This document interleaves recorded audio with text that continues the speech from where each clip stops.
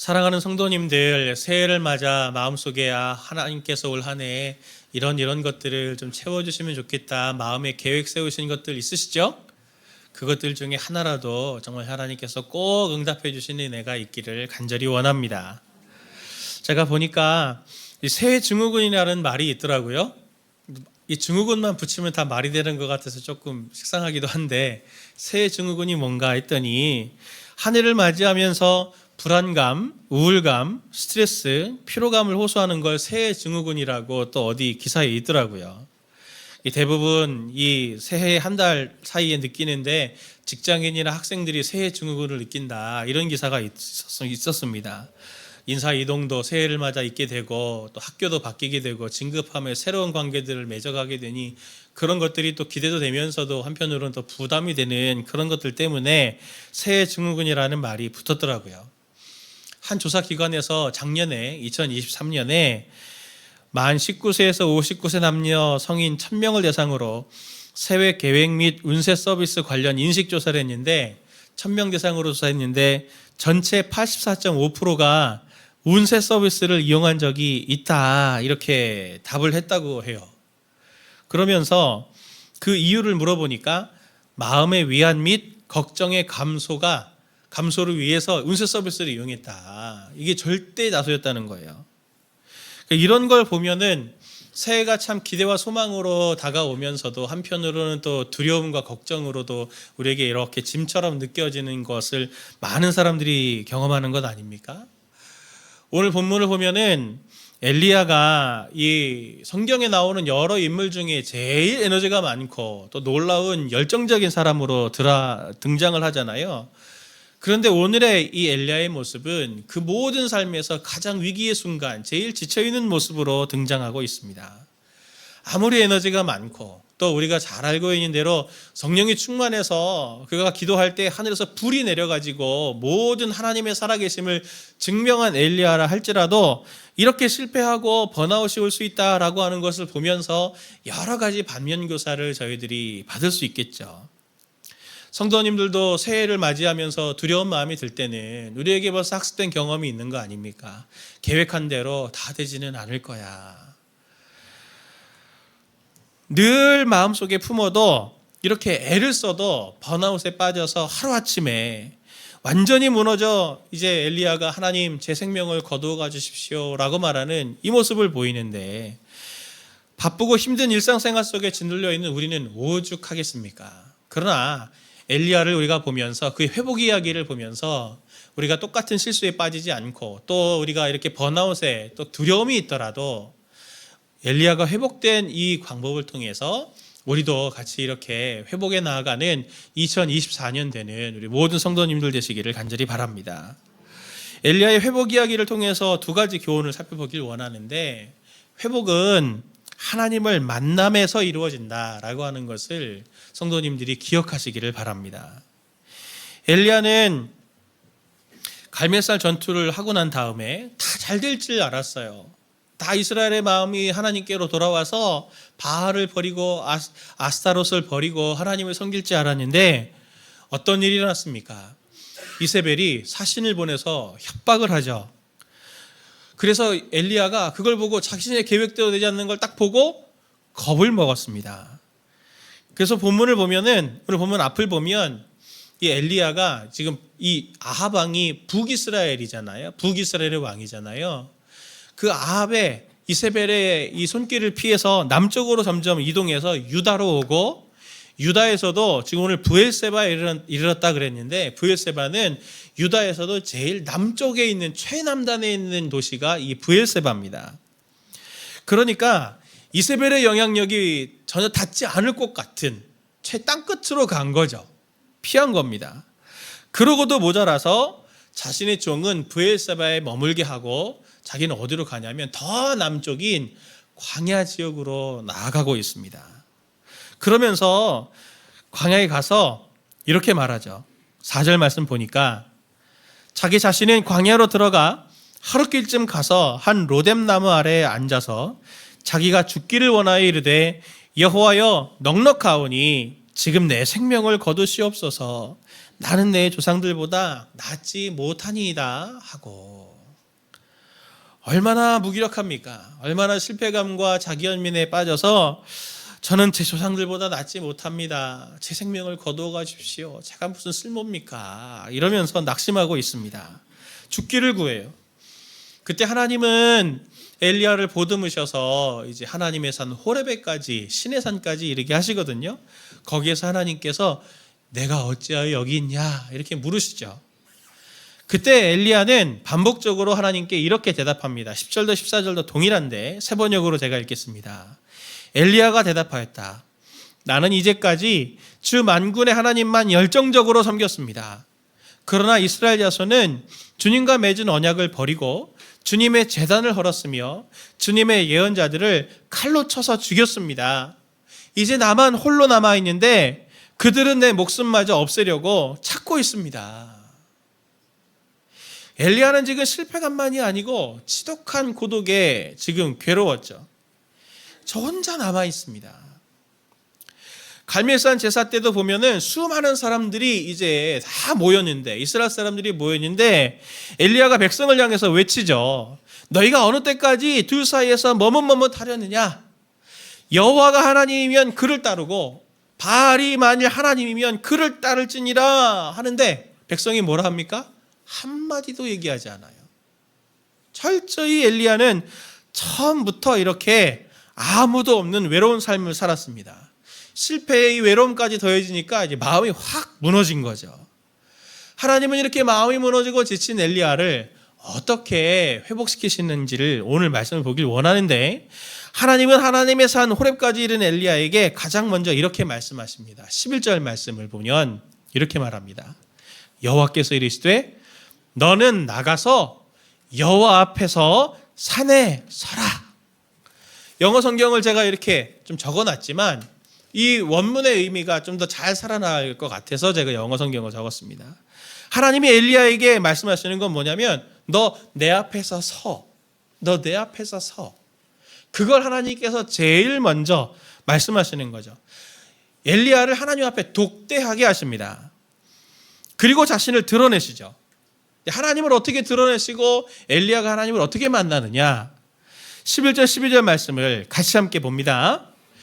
여호와께서 이르시되 너는 나가서 여호와 앞에서 산에 서라 하시더니 여호와께서 지나가시는데 여호와 앞에 크고 강한 바람이 산을 가르고 바위를 부수나 바람 가운데 여호와께서 계시지 아니하며 바람 후에 지진이 있으나 지진 가운데도 여호와께서 계시지 아니하며 또 지진 후에 불이 있으나 불 가운데도 여호와께서 계시지 아니하더니 불 위에 세미한 소리가 있는지라. 아멘. 계속 반복되는 게 무엇이 반복됩니까? 여호와께서 계시지 않았다. 여호와께서 계시지 않았다. 여호와께서 계시지 않았다. 어디에서 여호와께서 계시지 않았다고 말합니까? 강한 바람이고 바위를 부술 만한 바람이고 지진이 있고 나중에 또 불 가운데도 하나님께서는 계시지 않았다. 우리는 하나님의 임재를 어떤 것으로 생각합니까? 어떤 때 하나님이 임재하신다고 생각합니까? 오늘 이런 말씀처럼 불도 있고 지진도 있고 막 구름, 하나님께서 초자연적인 신비로운 일들을 이렇게 경험하는 것을 통해서 하나님을 만났다 이렇게 생각하는 분들이 많잖아요. 종종 하나님을 아직 저는 못 만난 것 같아요. 그런 분들한테 이렇게 얘기를 들어보면은 그분들이 어떤 분들의 경험을 얘기해요. 기도하는데 불이 이렇게 와가지고 자기를 막 팍 때려가지고 막 2박 3일 그냥 막 울면서 떼굴떼굴 그러면서 외계 기도를 했는데 저는 그렇게 회개해 본 적이 없습니다. 눈물 흘려보면 기도해 본 적이 없어요. 그래서 하나님을 못 만난 것 같아요. 막 그렇게 얘기하시는 분들이 있는데 오늘 분명히 말하죠. 그런 체험이 하나님을 만난 경험이 아니라고 말합니다. 보면 기독교에만 그런 신비적인 경험이 있는 게 아니에요. 모든 종교를 보면은 그런 이성적으로는 생각할 수 없는 신비적인 체험들이 다 있습니다. 불교에도 있고 이슬람에도 있고 다 있어요. 다. 하다못해 사교에도 있어요. 사교에도. 영적인 세계가 있기 때문에 우리에게 그런 신비적인 경험들을 줄 수 있지만 그 신비적인 경험이 하나님이 임재하셨다라고 하는 것과 동의어는 아닙니다. 오늘도 보면 분명히 뭐라고 말합니까? 강한 바람이 있고 바위를 부수는 바람이 있고 지진이 연이어 일어나지만 반복적으로 말하는 것이 있죠. 뭘 반복적으로 말합니까? 여호와께서 계시지 않았다. 신비적 체험이 하나님을 경험한 경험하고는 다를 수 있어요. 그럼 하나님은 어떻게 만나냐? 하나님은 어디 가운데 계십니까? 오늘 말씀 12절 13절 말씀을 같이 함께 보길 원합니다. 또 지진 후에 불이 있으나 불 가운데에도 여호와께서 계시지 아니하더니 불 후에 세미한 소리가 있는지라 엘리야가 듣고 겉옷으로 얼굴을 가리고 나가 굴 어귀에 섬에 소리가 그에게 임하여 이르시되 엘리야야 내가 어찌하여 여기에 있느냐. 강한 초자연적인 신비로운 일들 후에 하나님께서 계시지 않았고 불 후에 세미한 소리가 있을 때 엘리야가 겉옷으로 자기 얼굴을 이렇게 가렸습니다. 하나님의 임재를 하나님을 직접 보면 죽는다고 생각했기 때문에 겉옷으로 자기 얼굴을 가린 거죠. 세미한 소리 속에 임재하시는 하나님을 만난 겁니다. 세미한 소리라고 말할 때 세미한이라는 단어는 히브리어로는 다크라고 그래요. 다크. 어두워서 다크는 아닙니다. 세미한 다크라는 뜻은 이 표현은 얇다, 가늘다, 약하다 이런 뜻입니다. 그러니 하나님이 세미한 음성으로 지금 이렇게 나타나신다라고 하는 게 뭘 말합니까? 그 음성이 너무 가늘고 약하고 무시하기에 딱 좋은 형태로 우리에게 임재하신다는 거죠. 그래서 하나님의 말씀을 분별하는 게 참 어렵고 하나님이 우리와 함께 하시다고 하는 것을 발견하는 것이 어려운 겁니다. 하나님의 말씀하심의 특징이 바로 이 다크, 세미함의 특징입니다. 하나님은 그 앞에 독대해야만 하나님을 만날 수가 있습니다. 그 독대 속에서 세미한 음성으로 말씀하시는 그 음성을 들을 때 하나님의 임재를 체험할 수 있게 되는 거죠. 엄청나게 강한 경험을 통해서 하나님이 나와 함께 하신다 이렇게 하지 않고 하나님의 시간을 떼서 하나님과 독대하는 시간, 그 독대를 통해서 하나님이 내게 세미하게 말씀하시는 그 음성을 들을 때 하나님이 나와 함께 하시는구나라고 하는 것을 깨닫게 되고 하나님이 나에게 지금 임재하고 계셨구나라고 하는 걸 알게 되는 겁니다. 엘리야가 극적으로 회복된 것은 바로 세미한 음성으로 찾아오신 하나님을 만날 때 엘리야가 회복된 겁니다. 제가 대학에 목사가 되겠다고 총신대 이제 신학과를 제가 지원을 했잖아요. 그래서 이제 총신대 신학과를 가려면 꼭 면접을 봅니다. 면접 점수가 있어요. 예전부터. 저도 이제 두렵고 떨리는 마음으로 그날 엄청 추운 날이었는데 아직 그날을 잊지를 못합니다. 교수실에 딱 들어갔는데 여자 교수님이었어요. 유명한 신성자 교수님인데 참 존경하고 총신의 성자로 알려진 아주 유명한 교수님입니다. 헬라어를 가르치는 교수님이었는데 나중에 제가 면접 본 이야기를 선배들한테 했더니 너 큰일 날 뻔했구나. 그렇게 제가 면접을 잘못 본 거예요. 뭐냐면 딱 가가지고 이제 그 여 교수님이 따뜻하게 한쪽에 가습기가 이렇게 쫙 틀어져 있고 잊지 못합니다. 그 장면을. 저한테 딱 인자한 웃음으로 딱 웃으면서 우리 최정권 군은 왜 우리 학교에 오려고 하시는 거예요? 그래서 제가 저는 목사가 되고 싶어서 제가 이 학교에 지원했습니다. 그랬더니 어떻게 목사가 되려고 하셨어요? 그래서 제가 겁도 없이 이렇게 얘기했어요. 하나님의 음성을 들었습니다. 근데 그 교수님이 딱 그 얘기 듣고 안경을 딱 고쳤어요. 아직도 생생합니다. 딱 고쳤으니 어떻게 하나님의 음성을 들으셨어요? 딱 물어보시더라고요. 제가 진짜 그때 순수했죠. 근데 진짜로 그랬거든요. 제가 말씀을 읽는 중에 하나님께서 저를 부르신다고 하는 것을 제가 깨달았습니다. 그래서 살았습니다. 제가 기도하는 중에 불 받았습니다. 그래서 떨어졌어요. 그 교수님은 아주 칼 같으신 분이거든요. 성도님들도 그런 경험 있지 않으신가요? 성경을 통독하다가 또는 큐티를 하다가 또는 기도 중에 한 구절의 말씀이 딱 떠올라서 내 마음에 가서 딱 꽂혔을 때 그 떠오른 말씀을 읊조리다가 그 말씀이 가슴에 탁 꽂히는 것 같은 그런 경험들 해보신 적 있으시죠? 그럴 때 어떠셨나요? 그럴 때 어떤 일이 일어나던가요? 마음속에 엄청난 에너지가 되지 않던가요? 그 말씀이? 엄청난 의지가 막 샘솟아오르지 않던가요? 그전에는 그 앞에는 막 눈물과 기도와 그리고 탄식과 낙심이 있더라도 그 한 구절 말씀이 딱 생각이 났을 때, 그 한 구절 말씀이 내 마음속에 딱 들어왔을 때 내 마음이 완전히 판이 뒤집어지는 것 같은 그런 경험들 하지 않으셨나요? 그 말씀은 지식이 아니죠. 거기에서 그 말씀은 지식이 아닙니다. 그 말씀이 딱 들려지는 순간 그 말씀이 의지로 바뀌고 그 말씀이 힘이 되죠.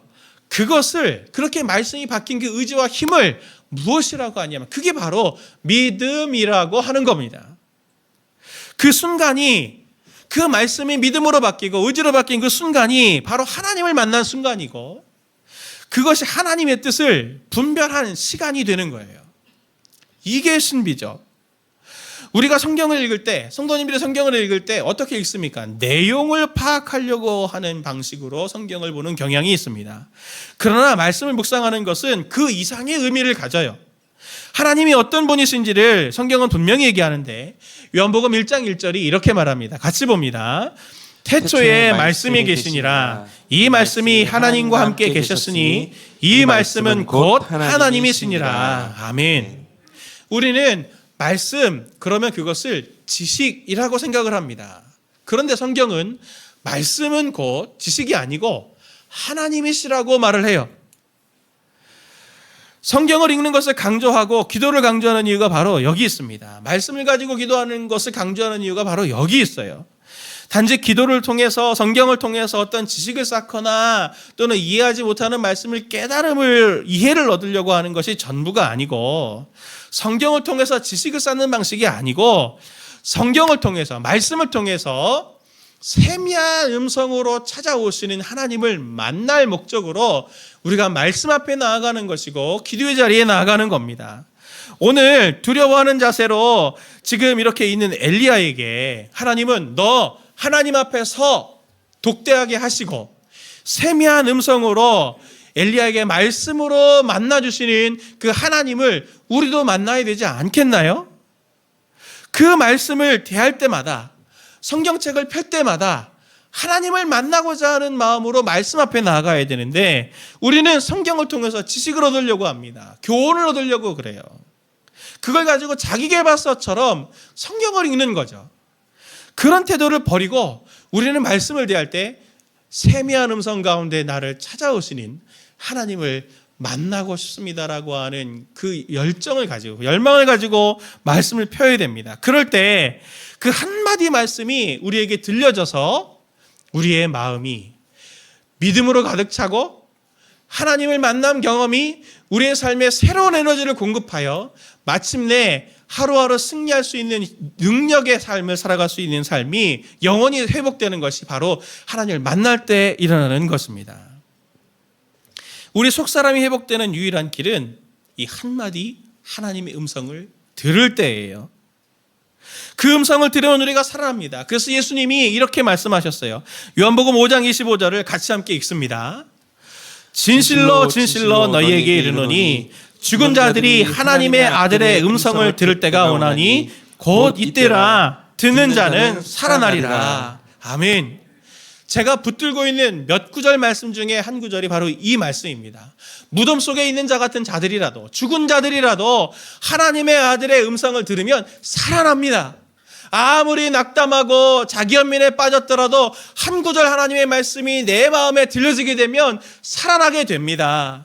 언제 그 말씀을 들어야 됩니까? 요한복음 5장 25절이 말해주잖아요. 이때라, 이때라, 듣는 자는 살아나리라. 우리는 말씀을 사모한다고 하지만 유튜브 영상 틀어놓고 한쪽에서 설거지하는, 이거는 말씀을 듣는 자세가 아니에요. 말씀을 듣지만 성경책을 펴셔야 돼요. 저희 집에 어떤 누구도 설거지할 때 유튜브 영상 틀어놓고 말씀 영상 틀어놓고 해서 좋은 습관이죠. 말씀을 가까이 하는 건. 그랬다고 그게 하나님의 말씀을 독대하는 게 아니에요. 하나님 앞에 나아가는 게 아니에요.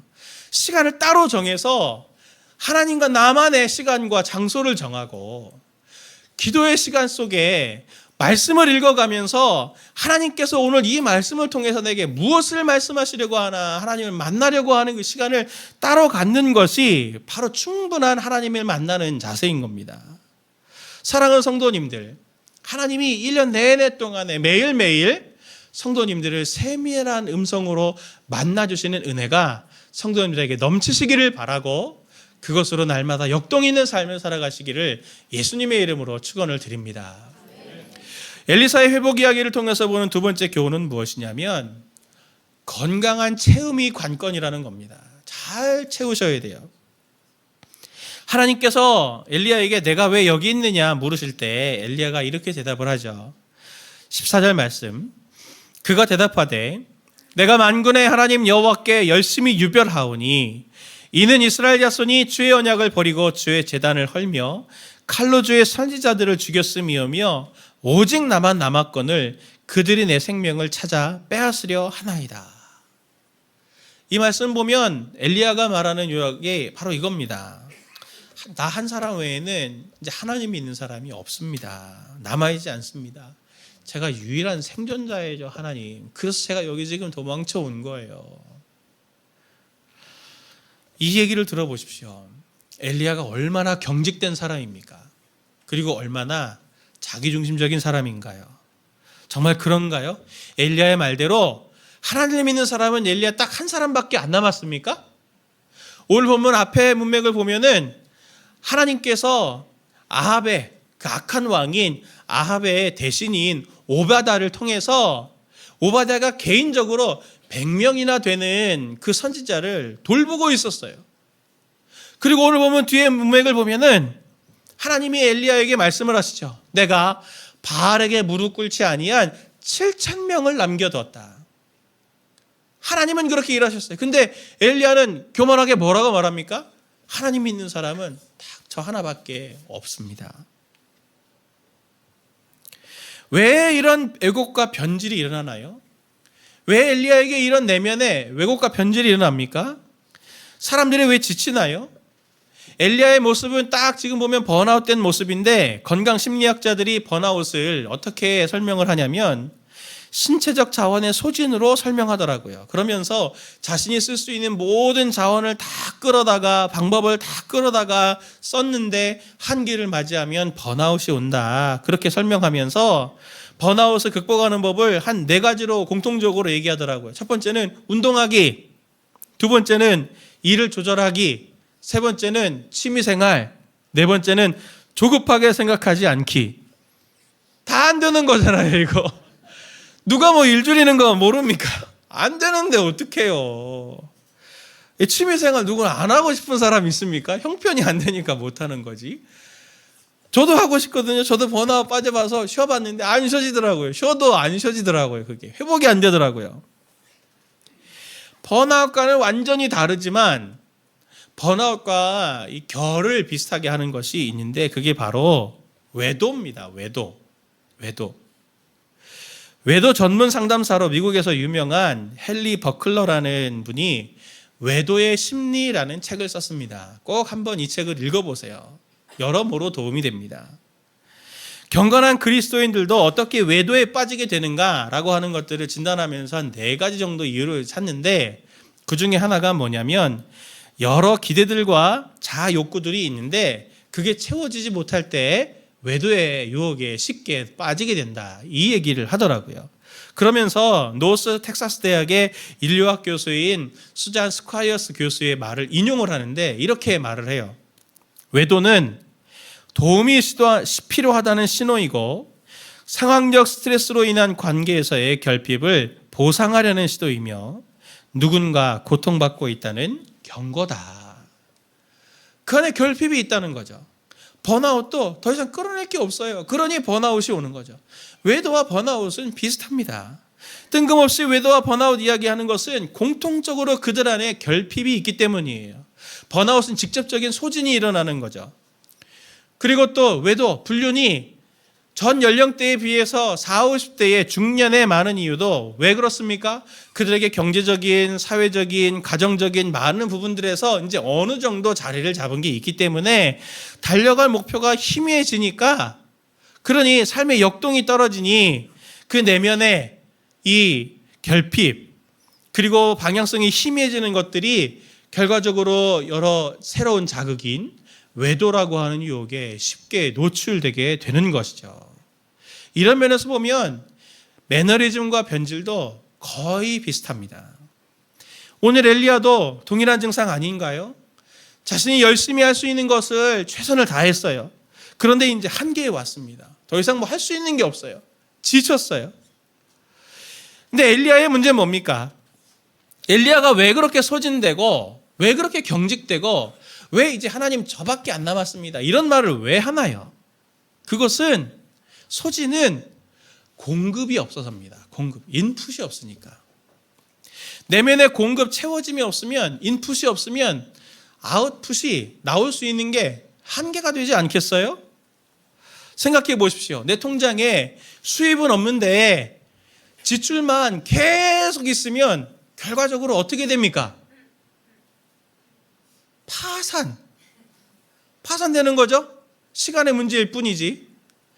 지금 소진은 인풋은 없는데 계속 꺼내만 쓰니 파산된 거예요. 엘리야는 지금 영적인 파산을 보여주고 있는 겁니다. 나만 홀로 남았습니다 라고 말할 땐 지금 영적인 파산을 그대로 보여주고 있는 거예요. 우리도 같은 함정에 빠지지 않나요? 우리가 소진되지 않고 변질과 경직되지 않기 위해서 끊임없이 외부에서 끊임없이 우리에게 채워지는 것들이 있어야 되는데 무엇을 채워야 할까요? 성도님들, 무엇을 채워야 할까요? 어떤 성도님이 저한테 저의 건강을 걱정해 주시면서 저한테 그렇게 자기의 경험을 얘기해 주시더라고요. 목사님, 좋은 음식을 먹어야 좋은 건강을 챙길 수가 있습니다. 저 식사를 할 때는, 한 끼를 먹을 때는 꼭 그래도 또 돈 한 1,000원, 2,000원 더 줘서라도 좋은 거 먹으려고 그래요. 그걸로 제 건강을 챙깁니다. 그렇게 얘기해 주시더라고요. 맞는 얘기인 것 같아요. 몸은 챙기는데 성도님들의 영혼은 어떻게 챙기고 계십니까? 무엇으로 챙기고 계세요? 엘리야를 한번 보십시오. 엘리야는 엄청 성공했잖아요. 그렇지 않나요? 사르밧 과부와 함께 살면서 가루와 병에 기름이 떨어지지 않았어요. 3년 반 동안이나. 그랬죠? 또 그 아들이 죽었을 때 기도했더니 죽은 아들 살아났어요. 갈멜산에서 기도했더니 하늘에서 불이 떨어졌습니다. 엄청난 승리 경험이잖아요. 그런데 엘리야의 과거의 성공의 경험을 보십시오. 다 공통점이 무엇이냐면 이게 세상적인 성공의 방식이라는 거죠. 세상적인 성공의 방식이에요. 잘 되는 방식. 그리고 힘, 권능, 능력으로 자기의 존재를 인정받는, 실력을 인정받는 세상적인 방식 아닙니까? 그런데 그가 오늘 실패해서 낙담했을 때 나타나신 하나님의 모습을 보십시오. 어떤 모습입니까? 하나님은 힘 속에, 지진 속에, 불 속에, 바람 속에 나타나지 않으셨어요. 하나님은 언제 나타나셨습니까? 세밀한 음성 가운데 나타나셨죠.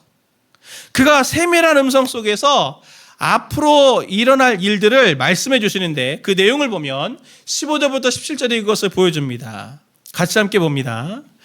주님께서 그에게 말씀하셨다. 너는 돌이켜 광야길로에서 다마스쿠스로 가거라. 거기에 이르거든 하사엘에게 기름을 부어서 시리아의 왕으로 세우고 또 님시의 아들 예후에게 기름을 부어서 이스라엘 왕으로 세워라. 그리고 아벨몰라 출신의 사밧의 아들 엘리사에게 기름을 부어서 내 뒤를 이을 예언자로 세워라. 하사엘의 칼을 피해서 도망가는 사람은 예후가 죽일 것이고 예후의 칼을 피해서 도망가는 사람은 엘리사가 죽일 것이다. 아멘. 이 말씀을 보십시오. 이게 하나님의 계획이잖아요. 엘리야는 기적적인 일들이 연성으로 계속돼서 자기 경험 세계의 함정에 빠진 거죠. 지금 연성해가지고 이스라엘 마음이 하나님께로 돌아올 거라고 생각을 했어요. 그런데 오늘 하나님의 계획은 무엇입니까? 너는 가서 누구 세우고 누구 세워라. 전혀 이걸 보면은 하나님이 하시는 방식이 아니라 그냥 역사가 자연스럽게 흘러가는 방식대로 그렇게 하나님이 이스라엘을 회복하시겠다고 하는 것을 지금 보여주고 있어요. 하나님의 계획은 따로 있었거든요. 너무나 하나님이 하시는 것 같지 않으나 하나님이 하시는 세밀한 음성으로 찾아오시는 그 놀라운 방식으로 이 이스라엘을 회복하시겠다고 하는 하나님의 계획을 가지고 있어요. 앞서 엘리야가 이세벨에게 협박을 받았을 때 하나님 뭡니까? 제 생각으로는 이 갈멜 산을 통해서 이스라엘이 다 돌아올 것 같았는데 이세벨이 협박을 해나요? 이건 무슨 일이에요? 묻기만 했어도 하나님은 분명히 오늘 이 19장 15절 17절에 있는 말씀을 얘기해 주셨을 거예요. 그러면 엘리야는 마음에 낙심하지 않았을 겁니다. 자기 생각에 하나님이 일하시는 방식은 자기의 경험 세계에 갇혀가지고 자기의 성공의 경험에 갇혀가지고 하나님은 항상 이런 방식으로 일하셔 라고 말하면서 선입견으로 넘겨짚어 생각하는 게 있기 때문에 그가 그 넘겨짚은 마음으로 듣지 않고 자기 안에 끌어내는 방식으로 판단하고 생활하다 보니 이러한 큰 엄청난 실패를 지금 경험하고 있는 것이 바로 엘리야의 실수입니다. 이처럼 체험이 없으면 아무리 성령 충만한 사람이라도 자기 안에서 끄집어내는 삶은 항상 넘어지게 마련이고 항상 위기의 상황에 봉착할 수밖에 없게 되는 겁니다. 반복되는 승리의 경험, 반복되는 그 자기의 인생의 경험이 결국 자기의 발등을 찍게 되는 거죠. 자기의 교만을 갖고 오게 된 겁니다. 엘리야의 이 지친 모습은 하나님께 건강한 인풋, 공급, 하나님의 계획을 들음이 아니라 자기의 승리에 도취해서 자기의 판단으로 자기의 지레짐작으로 자기가 열심을 낸 그것이 번아웃을 갖고 오게 한 것입니다. 성도님들은 그리스도인으로서 지금 어떤 것을 채우고 계십니까? 성도님들의 한 주간을 한번 뒤돌아보십시오. 무엇을 성도님들 안에 채우고 계셨나요? 시간만 나면 핸드폰을 켜서 말씀을 묵상하는 우리 성도님들이셨죠? 맹목적인데 쇼츠 보면서 시간 보내고 우리가 너무나 우리의 마음속에 불량식품 같은 것들을 계속 넣고 있지 않습니까? 성도님들은 내면에 무엇을 채워내고 계십니까? 예수님도 같은 맥락에서 우리에게 이렇게 말씀 주셨습니다. 마태복음 6장 22절 23절 말씀 보니까 눈은 몸의 등불이니 그러므로 내 눈이 성하면 온몸이 밝을 것이요 내 눈이 나쁘면 온몸이 어두울 것이니 그러므로 내게 있는 빛이 어두우면 그 어두움이 얼마나 더하겠느냐. 눈이 등불이라고 합니다. 몸을 비추는 등불이라 그래요. 이 빛이 어두우면 온몸이 어두울 거다. 성도님들의 한 주간의 눈이 어디에 머물러 있었습니까? 어디에 머물러 있었습니까? 그게 건강한 것들을 채워내는 창구가 될 텐데 그것들을 통해서 끊임없이 불량식품 같은 것들, 끊임없이 맹목적이고 끊임없이 허무한 것들을 내 마음속에 채우는 삶을 살고 있었다면 성도님들은 점점 이제 소진으로 나아가고 변질로 나아가는 삶을 이어가고 있다는 거예요. 곧 있으면 영적인 파산이 성도님들 가운데도 찾아오는 두려운 날이 옵니다. 그래서는 안 되잖아요. 우리가 하나님의 말씀을 들으려고 하는 것은 나의 인도자, 나의 생명의 공급자에게 연결되는 겁니다. 하나님을 만나는 것뿐만 아니라 하나님이 주시는 그 말씀, 그 세밀한 한마디 음성을 통해서 우리의 영혼에 공급을 받는 거예요. 공급을 받는 거. 그것이 끊이지 않아야 성도님들의 영적인 통장의 잔고가 마이너스가 되지 않지 않겠습니까? 제 경우를 봐도 제가 소진됐을 때, 방향을 잃었을 때 말씀과 찬양과 기도 중에 제 영혼을 가장 빨리 회복시키게 하는 것은 말씀이더라고요. 시편 19편 7절 8절 말씀 보니까 이렇게 말하더라고요. 주님의 교훈은 완전하여서 사람에게 생기를 북돋워주고 주님의 증거는 참되어서 어리석은 자를 깨우쳐준다. 주님의 교훈은 정직하여서 마음에 기쁨을 안겨주고 주님의 계명은 순수하여서 사람의 눈을 밝혀준다. 주님의 말씀, 주님의 증거, 주님의 교훈, 우리가 그것을 날마다 채워내는 성도님들 되시기를 바랍니다. 엘리야가 자기중심성을 깨고 그리고 그 경직을 깨고 회복될 수 있었던 것은 하나님의 그 세미한 한마디의 음성을 들었기 때문입니다. 문제가 있어도 내가 지금 과거의 삶이 엉망진창이고 소진이 되어 있다 할지라도 그분의 한마디의 말씀을 들으면 회복이 일어나요.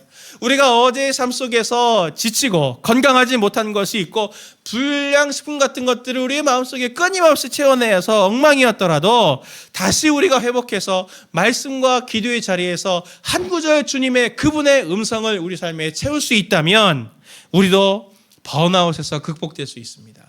우리도 회복될 수 있고 우리도 더 하나님께 쓰시는 귀한 능력의 동역자로 하루하루를 살아갈 수 있는 힘을 공급받을 것입니다.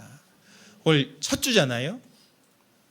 그래서 달력을 드린 겁니다. 달력 꼭 가져가세요. 달력 광고를 안 드렸군요. 예. 신년 예배 때 달력을 드렸거든요. 예, 달력 안 가져가신 분들은 꼭 오늘 달력 가져가십시오. 거기 보면 매일매일 읽어야 될 성경 통독표가 거기 있습니다. 그리스도 중심 성경 통독. 오늘 놓쳤더라도 어제 놓쳤더라도 오늘 다시 한 구절 하나님의 말씀을 들음으로 오늘 살아낼 수 있는 힘을 매일매일마다 공급받아 2024년이 정말 하나님께서 공급해 주시는 그 말씀의 능력으로 힘있게 승리하시는 저와 모든 성도님들 되시길 예수님의 이름으로 축원을 드립니다.